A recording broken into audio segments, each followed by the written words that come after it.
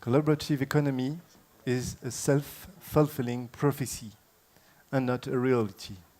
And it's our responsibility to fulfill it. Let's say a few words on my background. It explains my biases. Basically, I've been trying for 15 years to reduce everyday life violences in various contexts. Neighborhoods, bus shelters, schools, playgrounds, homes for the mentally disabled people, and of course, companies. And to bring people closer together, I've brought to life collaborative platforms, online and offline ones, like Peuplade, Voisinage, Avec nos proches, Happy Week, etc. To say it briefly, my job consists in proposing to the stakeholders ways to collaboratively design the peaceful and gratifying social links and experiences they want to live, and to live them together. And now let's begin. Why do I believe that collaborative economy is not yet a reality? Because collaborative consumers don't yet exist. People, first, often favor experiences that provide them with a sense of ownership. You feel, and it's true in the sharing field also, you feel you're own the car you're renting. You feel you are at home in the house you're renting. You have the keys, you are the master, and no one can tell you to follow the rules or to mind the curfew. Studies show also there's almost no serial collaborative consumers. Studies that show that collaborative consumption is not yet a consumer lifestyle. Very few consumers have more than one or two collaborative practices. They also show that the heavy users are often the people who are the less community-spirited and the most focused on their own interests. Even collaborative consumers are reluctant to be open to their neighbors. They favor far relationship with tourists or with foreigners.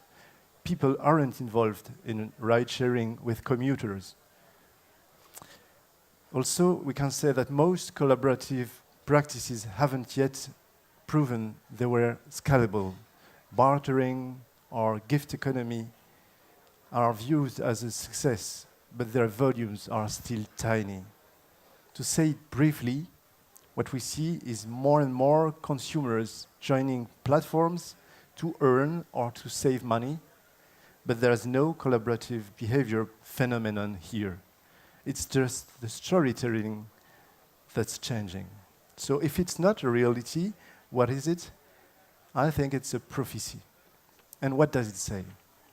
It says that thanks to a collaborative consumption or economy, we could live in a world where what's mine is yours, and hopefully what's yours is mine, where access trumps ownership, where everyone can make a difference, even as a consumer, where people can trust each other everywhere, etc.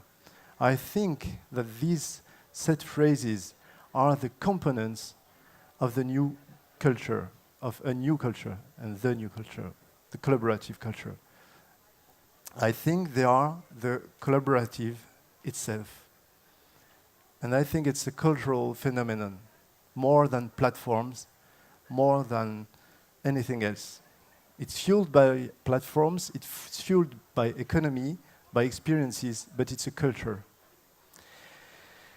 And the good news is that this prophecy is growing and growing as a culture. Cultures are the interfaces in which people live their whole life, their work life, their love life, their social life. And it's because of culture if American people don't define themselves the same way as Indian or Chinese people do. Culture tells you who you are, what's meaningful and what's not, who you should listen to, which experiences make life worth living, how to behave, what to do when you feel empty or lonely, what to expect from the others, how to cope with stress, with people, with changes, with money, with gifts, etc. New cultures bring new ways of life since people live their life through it. I've tried to map this new culture, and I've seen that collaborative culture merges 6 different inspirations promoting specific remedies to save the world from the destruction or the war or the disorder. The 6th one: technological progress, political freedom, economic equality, social links, connection to nature, and spiritual awareness. Try it, you will see most thinkers you can hear today in this place refer to at least one of these keys. But it's not so easy to change cultures. So how could this miracle be possible? It's possible because collaborative experiences change people's mindsets and beliefs. And collaborative platforms are like the Trojan horses for this new culture. They give us live experiences that change the way we consider our neighbor.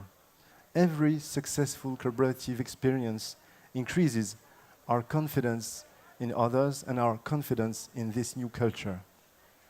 It's possible to change this culture, the culture, because it creates also a huge amount of economic value. And it's not so common to witness change makers enjoying robust economic models to support their fight. But mostly, it's possible to fulfill the prophecy because a large range of stakeholders have strong reasons to support the collaborative culture. For them, the concept of collaborative economy has a unique appeal and a great legitimizing power. For members and users, it's a self-celebrating vision that makes you feel legitimate to charge what you would do for people you may have helped if they were friends or family member.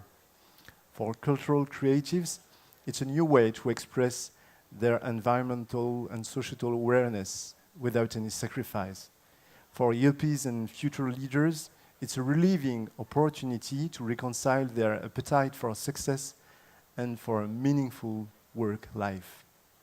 For the long-time activists, it's a way to rejuvenate their fight and to spread their ideology to a wider and younger audience.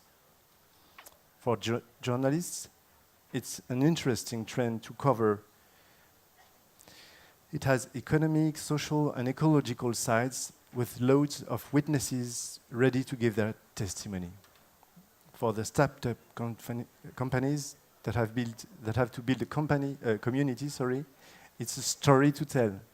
To foster this community spirit, every startup company needs to gain traction and also some PR.